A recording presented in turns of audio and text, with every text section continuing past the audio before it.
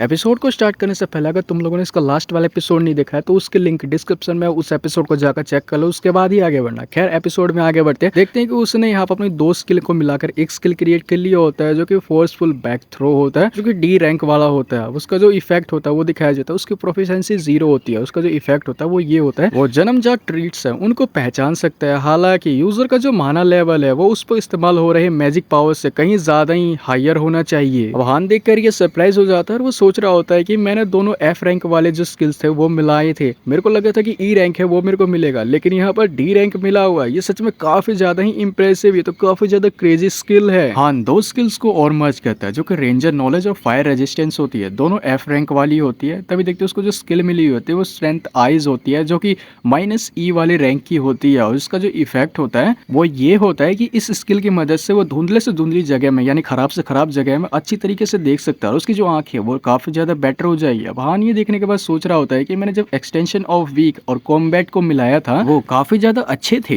हालांकि जब मैंने रेंजर नॉलेज और फायर रेजिस्टेंट को कंबाइन किया तो उसके रिजल्ट काफी ज्यादा अच्छे नहीं है। उसके बाद वो बेड पर लौट जाता है और आराम करने लग जाता है और कह रहा होता है कि मैंने हेलो का जो रिवॉर्ड है वो पियोनियर के रूप में प्राप्त कर लिया है। लेकिन ये सच में थोड़ा अजीब मेरे को लग रहा है, क्या मैंने सब कुछ अचीव कर लिया या फिर सिर्फ ये इसकी वजह से हुआ है क्योंकि मेरी काफी ज्यादा अच्छी ट्रीट थी उसकी वजह से। तभी वो खड़ा होता है और कह रहा होता है कि मुझे यहाँ पर बेकार की चीज है वो बंद कर देनी चाहिए सोचनी, और जो मेरे को रिवॉर्ड मिले वो चेक कर लेने चाहिए। जो विंड ग्रेस रिवॉर्ड उसको मिला हुआ होता है मिशन कंप्लीट करने पर वो उसको चेक करता है। उसका जो इफेक्ट होता है वो ये होता है कि जैसे ही वो स्किल का नाम बोलेगा उसकी जितनी भी स्पीड पावर होगी वो 10% इंक्रीज हो जाएगी और जो ये स्किल है वो 7 टाइम्स तक बोला जा सकता है। और जैसे ये जो मैक्सिमम काउंट है उस तक पहुंच जाएगी तो इसको 1 दिन लगेगा कूल डाउन होने में। हान कह रहा होता है मैं काफी ज्यादा सरप्राइज हूँ, मेरी सारी जो स्पीड पावर है वो 10% इंक्रीज हो जाएगी और इसको मैं 7 बार यूज कर सकता हूँ। इसका मतलब ये है कि मैं 70% जो अपनी स्पीड पावर है उसको इंक्रीज कर सकता हूँ। और इसकी सबसे ज्यादा अच्छी बात ये है कि इसके अंदर मैजिकल पावर है उसका भी यूज नहीं होता है। विंड ग्रेस का कोई भी डिसएडवांटेज बिल्कुल भी नहीं है, काफी ज्यादा अच्छी स्किल है। वो अपनी इन्वेंट्री को ओपन करता है, जो उसको सेकंड रिवॉर्ड मिला होता है फास्ट बूट्स वो उनका चेक करता है जो कि C+ रैंक वाली होती है।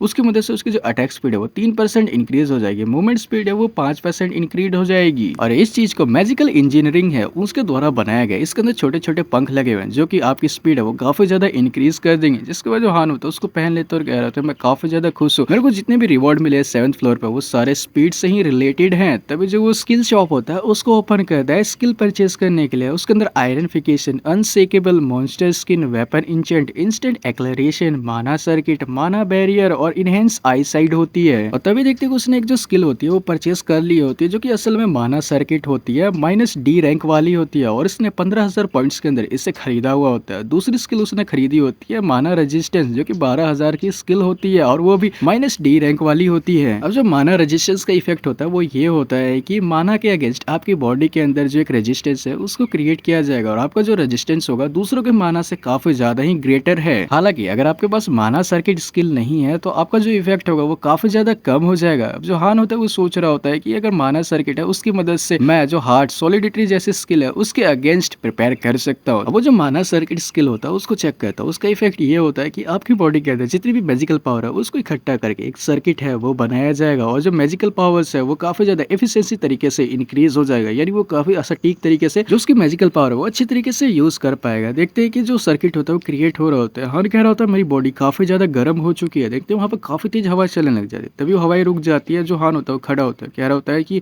मेरी बॉडी है काफी ज्यादा हल्की महसूस हो रही है। आगे की तरफ जाता है और जो अपना पैर होता है वो जमीन पर मारता है। देखते हैं जो इम्पैक्ट होता है वो काफी ज्यादा ही तगड़ा होता है और वो सोच रहा होता है कि सर्किट के बनने के बाद से जिस मैजिकल पावर को मैंने काफी ज्यादा लापरवाही से इस्तेमाल किया उसने मेरी शारीरिक क्षमता है उसको और मजबूत कर दिया। और वो कह रहा होता है कि मेरे को पता है इसे खरीदना काफी ज्यादा अच्छा डिसीजन था। देन देखते हैं उसको जो समनिंग वाली चीज मिली होती है उसका वो जो डिस्क्रिप्शन होता है पढ़ रहा होता है। उसमें लिखा होता है कि आप सोल का इस्तेमाल करके अनडेड्स है उनको क्रिएट कर सकते हो और अनडेड्स का जो लेवल होगा वो आपके सोल और क्वांटिटी के हिसाब से जज किया जाएगा, यानी जितने आपके पास सोल्स होंगी और क्वांटिटी होंगी उनके हिसाब से उन्हें नंबर है वो दिए जाएंगे। जिसके बाद हान सोच रहा था कि मैं काफी ज्यादा क्यूरियस हूँ आखिर जो ये समनिंग वाली न्यू एबिलिटी है उसको इस्तेमाल करने के लिए मैं इसको एक्चुअल बैटलफील्ड है उस पर इस्तेमाल करूंगा। और हाँ, यहाँ पर मेरे को एक डिसीजन है वो लेना होगा कि आगे जो नेक्स्ट ट्रायल है उसको मैं चैलेंज करूँ या फिर मैं यहाँ से वापस अर्थ पर लौट जाऊँ। अभी देखते हैं कि यहाँ पर एक पार्टी रिक्रूटमेंट का जो नोटिस बोर्ड पर लगा हुआ होता है जिसमें लिखा होता है कि यहाँ पर हाल ही में जो एक गेट है वो अपेयर हुआ है और इसके अंदर जो हंटर की रिक्वायरमेंट है वो D रैंक से ऊपर की होनी चाहिए। और उस बंदे को हम लोग देखते हैं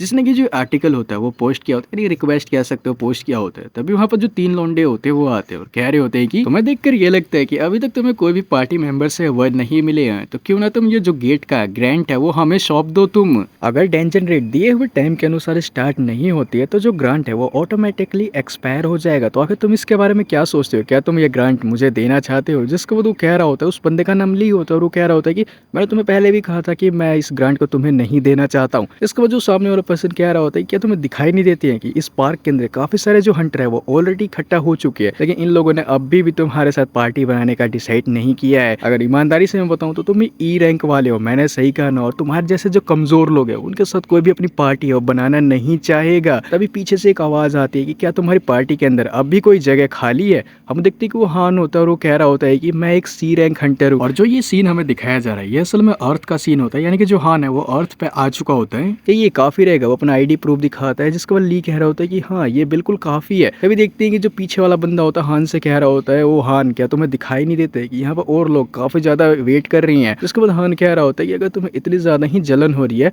तो क्यों ना तुम भी ली की जो पार्टी है उसको ज्वाइन कर लो। जिसको तो बंदा कह रहा था क्या तुम मरना चाहते हो, और उसने हान के कंधों पे हाथ रख दिया होता है। हान कह रहा होता है कि अपने हाथ को हटा लो इससे पहले कि मैं इसे तोड़ दूं। और इसी के साथ ये वाला एपिसोड यहीं पे एंड हो जाता है। आई होप तुम लोगों को एक्सप्लेनेशन काफी ज्यादा अच्छी लगी होगी। अगर अच्छी लगी तो चैनल को सब्सक्राइब कर देना और वीडियो को लाइक कर देना। मैं मिलता हूं आपसे नेक्स्ट एपिसोड में, तब तक के लिए बाय बाय।